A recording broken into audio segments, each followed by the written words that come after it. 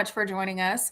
I'm Paige Ryans, and today we are talking about one of my favorite events of the year, the 24th Annual Garden State Film Festival, New Jersey's premier independent film festival. Garden State Film Festival will return from March 26th through March 29th to Asbury Park in Cranford, New Jersey, with over 200 incredible films from various countries.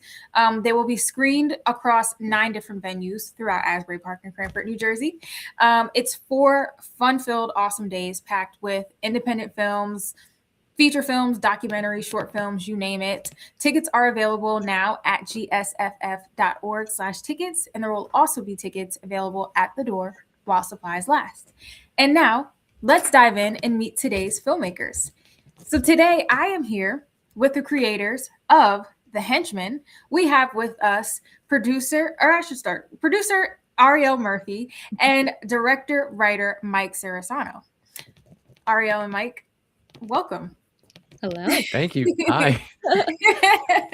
Thank you for being here. Thank you for joining us. We're excited to talk about your film. Hope you're excited as well. Very. Yes. Yes, ma'am. Great. Well, I know I kind of started with an introduction, but if you, Mike, if you wanted to kind of kick us off with just talking about the film, just tell us a little bit about The Henchman.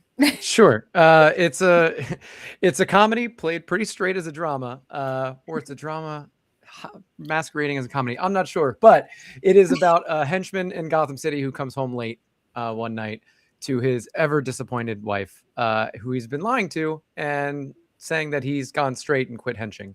And she's disappointed that he's never going to make it as a villain in Gotham City.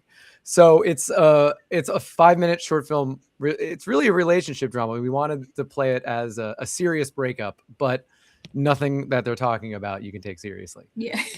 So Ariel was the disappointed, ever disappointed wife. Fun times. Yeah. Well, Ariel, I'll throw it to you. Because I didn't highlight that you are one of the main actresses. So, can you talk a little bit about kind of like that experience for you? But actually, double question. Yes. Can you talk a little bit about like, you know, this script being brought to you? Like, what was your reaction? Kind of. Well, okay. First, I'm very, very lucky because the people that I happen to work with on this short film, which is Mike Sarasano and Kevin Burns, who is not here at the moment, but they're pretty brilliant as directors. And of course, most of us always say that whenever we're talking about the people that we work with, but they really dive into the characters and all the nuances of what they need to be shooting. And for me, since I wasn't a huge, I would just say comic fan. I don't know. I love comics, but like I don't know enough about the comic world like Mike and Kevin do. And when they came about with this idea, it's brilliant because normally when we, usually watch, Batman, all the films that are so iconic today, they're focused more on the protagonist rather than the antagonist. And the henchman in this absurd world that we're in his goal is to be pretty much the greatest antagonist there ever was. And so it's this weird kind of juxtaposition between, as Mike said, having a extremely personal, real argument that you would have in a normal marriage, but then the things that we're talking about are so unbelievably absurd that it's funny. It's like a dramedy, if you will. I think, Mike, that's what you were trying to come up with. Yeah, I mean, the closest thing that's on air that's similar in any way is the Harley Quinn show. Occasionally does stuff about the people who live in Gotham who just, it's got to be hell living in Metropolis or any of these cities where this is regularly destroyed. Right. And so I was excited to dive into, Christine is the character that I play, but I was excited to dive into what she was and what she is in an absurdist type of world. And technically I guess you could call her an antagonist as well, but I would see her more as like the emotional truth teller of the film. So like in a world where villains are larger than life, she's the one person that isn't impressed by that mythology, but she wants her husband to be the best version of himself and she loves him, but she's just unwilling to live inside his fantasy of failure. So I think that's a great concept for a film. First of all, I think that it's a perfect blend of, I always say unseriousness. So I think it's definitely a perfect blend of that. And so I'm curious to know, like, back to you, Mike, like, what was your inspiration? I mean, you talked a little bit about your inspiration, but what kind Yeah. of, what led you to to tell this story? I mean, honestly, I'm obviously a nerd with all of this stuff, Yeah. and I am really excited that James Gunn took over DC because I feel like he tells a lot more stories like this, like something a little bit smaller scale, like a Peacemaker or something. But my friend Sean, he's an actor. He was working on a movie, and while he was working on it, he always throws me ideas for scripts and wants to do things. He's very ambitious, but so he gave me this idea, and I was like, all right, I'll run with it. So I wrote a few scripts, and it got really fun just imagining what it's like being a henchman and almost becoming addicted to being a henchman. And I started treating him. There's a couple different versions where he's just addicted to the thrill and like a degenerate gambler. And like he just has to keep doing it. It's a compulsion. So it just became really, really fun. And it was fun to write too, because it's about like a working class guy who's just trying to survive and doing whatever the world tells him he has to do to survive. And in Gotham, it happens to be dressing up like a scarecrow or like a nice guy. And that's what we all kind of have to do all the time these days. Yes, definitely. Metaphorically. Yeah. So what would you say, because this film is about roughly, is it over a little 5 minutes? It's 5 Is it minutes, over yeah. 5 minutes? So I always am amazed watching films that just like are able to tell a great story, or able to tell the story in such a short time frame. So I'm curious and you guys did it very well. I'm curious to know what was that filmmaking process like for you? And I think even Ariel, like kind of from an actress producer standpoint, how did you go about just kind of like making sure that everything was within that time frame? Well, and Mike, you can answer No, you immediately. can go ahead. That's a hard one. Yeah.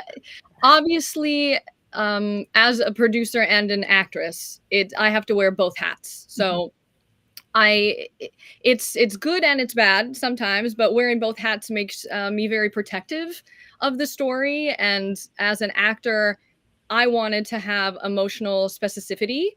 And as a producer, I was always thinking about clarity, and making sure every beat is earned and its place and whatever could serve the bigger picture, while also making sure that like catering was on time, at the same, but again, it's the team that really, really helps with that, because Mike was a producer on this. So was Kevin, who's not here, but it's just having communication for such a small amount of time, because we shot this in one day. We shot this in like what, Mike? 9 13. hours? Well, shooting time was 9 hours, but the whole day was around 16 for some of us. So you have to pack in a lot of things, and being a producer and being like in front of the camera, same with behind the camera, there's just so many things you have to be dealing with and thinking about all at the same time, and just having the most trust you can in the people that you work with. And we were very, very fortunate to work with absolute icons and professionals, and that really makes the dream work. So Mike, go ahead. I mean, you said just about everything. I mean, we had one day, and luckily me and Kevin are both local 52 union members, so we can call on a lot of friends. When this was also, I think, right after some of the strikes or something, so a lot of people still weren't working. So a lot of my friends, a couple friends who are amazing and work on the biggest things in New York, weren't working, so they were happy to be there. So it was a timing thing too.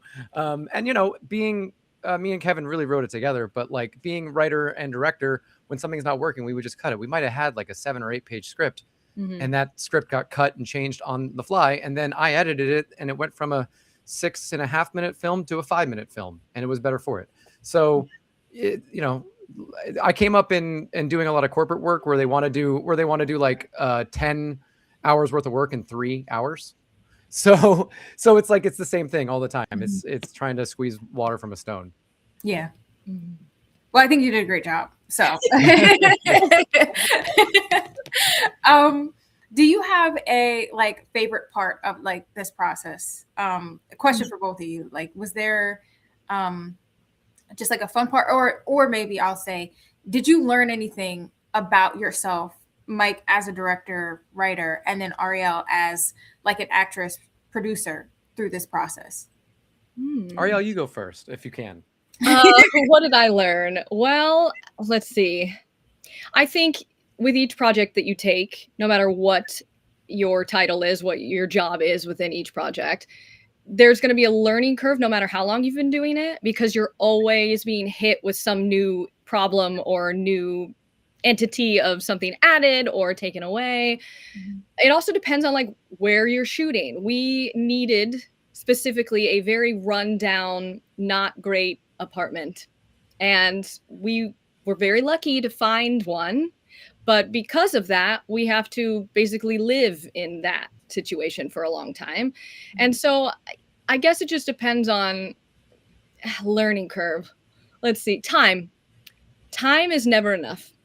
That's the biggest thing that you have to learn, and it will continue to never be enough. And you could always make something more perfect, or if you just had a little bit more time, you could add something else. So I think learning for me is that you have to accept the unacceptable sometimes and know that that is okay, and sometimes better than okay.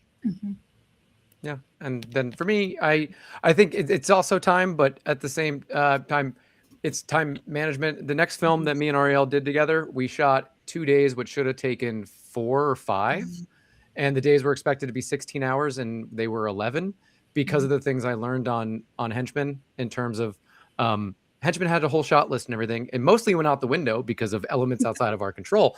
But the very meticulous planning allowed the next film we did to do an astronomical amount of work in an astronomically short amount of time, and it would have been impossible without Henchman's constraints, because Henchman's constraints were actually insane. Because we had like 1 day, and we really had 1 day because Sean flew in from LA to do it, and he wasn't going to be here, and then location that was going to disappear like at the stroke of midnight, basically. So it was like the pumpkin in Cinderella. So it was impossible to take even another minute. So that really stretched us, and it worked out, luckily.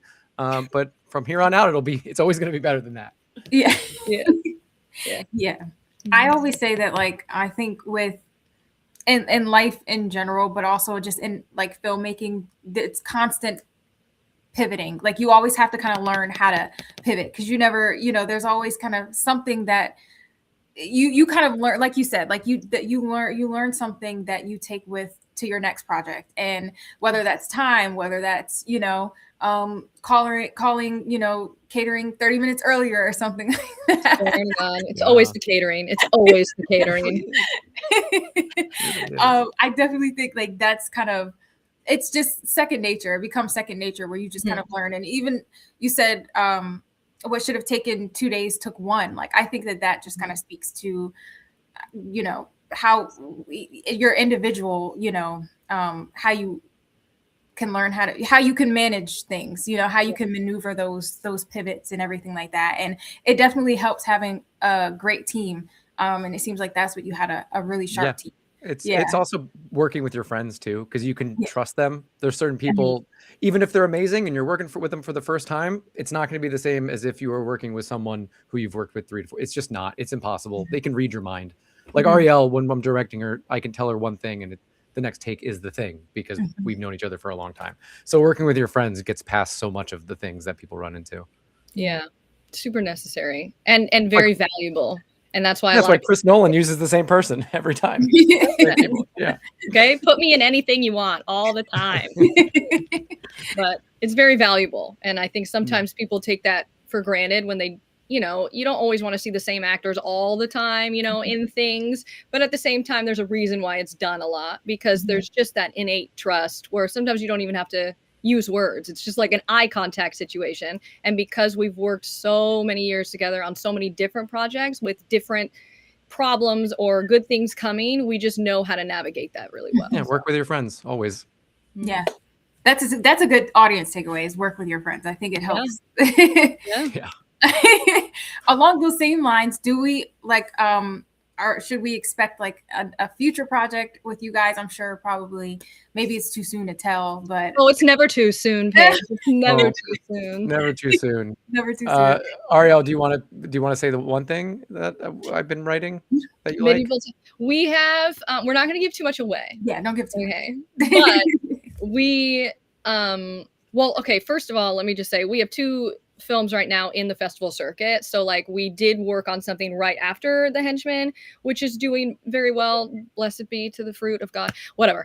So that's great. But our next thing that Mike thought of in his brilliant mind of his is something to do with medieval times and the stories behind the characters that work there. Yeah, no one's done that yet, and I think I cracked the story, and I wrote the first draft, and so now it's time to figure out how to, instead of doing shorts, to maybe move on to a feature. Right. Wow. So that's that. We're pretty excited about that. I mean, if people don't know about medieval times at home, it's the dinner theater with the jousting. Everyone in Jersey knows medieval times. Yeah. There could be some people, but it's just that's a story that is so prevalent to people that they know and they recognize, but no one has dug deeper into that. If you go Google what it's like working in medieval times, the story writes itself. It's incredible. That's something. Yeah, so that's something. Hopefully, we move on to. Yeah. That's awesome. Well, I'm looking forward to that. Definitely looking forward to that. And we're excited to support that journey and support that process. So congratulations in advance. And again, also congratulations on your festival submission. And I look forward to you guys enjoying this experience. And will you be joining us at the festival in person? Oh yeah, I love Asbury Park. This is an excuse to be in Asbury Park for a few days. Yeah, it's great. Absolutely, 4 whole days too. So it's great. Yeah, one of my favorite places in home. That's awesome. Yeah, it is. It's a great spot. It's a great look by the beach. It's hopefully it'll be warm by then, but like let's hope. But Wonder Bar, Stone Pony, Convention Center, it's great. Yeah, some iconic monuments there. So exactly, I can't wait. Yeah, it's gonna be exciting. So again, the 24th annual Garden State Film Festival will be March 26th through March 29th. You can get your tickets at gsff.org/tickets. And again, 9 different venues throughout Asbury Park and Cranford, New Jersey. There will be so many events, parties, panels, just so much great things that you'll enjoy. There's something here for everyone. And again, Ariel and Mike, thank you so much for joining us today. Thank you. We really appreciate it. And yes, that's the block. You can catch The Henchman Saturday, March 28th. Cranford Theater, block CT40, between 5:45 p.m. and 7:20. All right. And again, thank you for being here, and we'll see you both at the festival. Yes, you will. Thank you so much. You're welcome. Take care.